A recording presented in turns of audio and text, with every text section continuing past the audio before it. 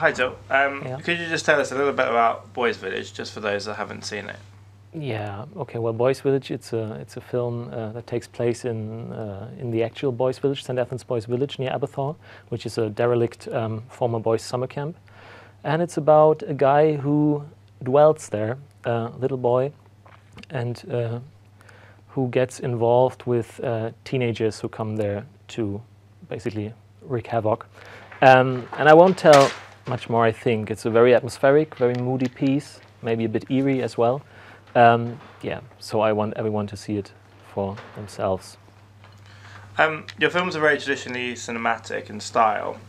Is this a conscious choice? And for this film particularly, why did you choose 16mm, say, over digital? Um, because it looks better. No, there's a. I think there's. I mean, the main difference in quality between digital and film is that you don't have a fixed grid of pixels, but the grain of the film will be all over the place in any given single image. So that gives it a sort of liveliness and it's much more vivid than a digital image, or so I feel. And also, if you're shooting at a place that is very rich in texture, like the Boys Village, and you have a lot of movement and little details in the grass and the weeds and whatever. So I just figured it would be nice to shoot on traditional format to get all that.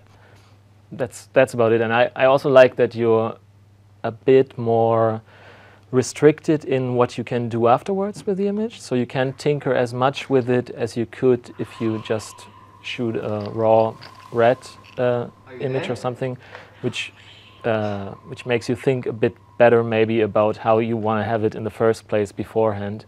And I really hate it in post-production to have too many options, because even now the post-production was a very long process, and if I would have had much more options to tinker around with the image afterwards, it would have taken like years. So it's a good thing for myself to be restricted. How did you find it working with a Welsh cast and crew? Um, Generally unproblematic, I think. I think the problem is that it takes a lot longer to explain yourself, or to sort of get across what you are looking for, because you don't, as not a native speaker, it's a bit more difficult to get, yeah, to, as now, to put everything in words. So that's just, you have to reckon with that it just takes a bit longer. And also, as we were shooting with teens and kids, they generally tend to do whatever they like, you know what I mean? So it's always only a sort of interpretation of what you ask them to do, and but that's okay. That's just how it is, and you have to learn to work with that. And but it was fun. It was a very fun experience, I think.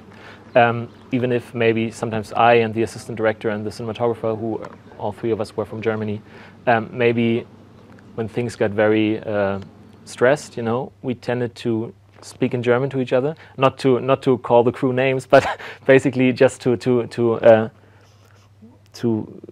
quite quickly get to the point where we know what we're actually striving for, and then communicating it to the crew. So I hope that wasn't alienating to the crew, but that's always what comes with bilingual sets, I guess. So it was a nice experience. Who are your main influences? Who fueled your drive while you were at film school? Like teachers or filmmakers? Filmmakers and directors.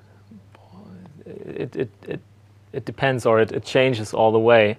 Usually I like filmmakers that make films that affect you in a very physical way, so to speak. Like, or I don't know if that's the correct expression, but films that work not so much on a cerebral level, but on a visceral. Is that what you say? So films, so genres like adventure genres, action genres, horror genres. That's something I really like. Also, sort of fantastical sujets. So I don't know. I'm very fond of Steven Spielberg, for example, which is a very obvious example, maybe.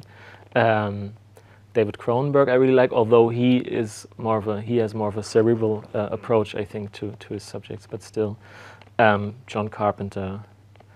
Also, a lot of comic authors, like people like Alan Moore, for example, or Neil Gaiman, or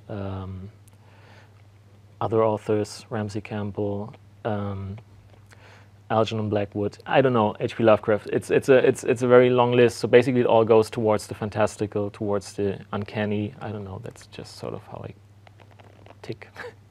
Fantastic. I guess. And finally, now that Iris is 5 years old, what does Iris mean to you? Well, I mean, I guess Iris is. It feels a bit like home already because I'm here for the 5th time now. I think in Cardiff, not for Iris, but for the shoot and whatever. And so it's not really like coming to a foreign place, but like coming home or to a second home. I know all the streets. I know where I am. I don't need maps anymore to find my way around Cardiff. So that's very nice, and meeting all the people I have been meeting over the years. So it's a very good experience, and I'm looking forward to coming back several times, hopefully in the future. Maybe I'll win another Iris Prize at some point. I don't know if that's even possible. I don't know. I would love to, just to keep working here. Well, thank you very much, Tim. Yeah, thanks.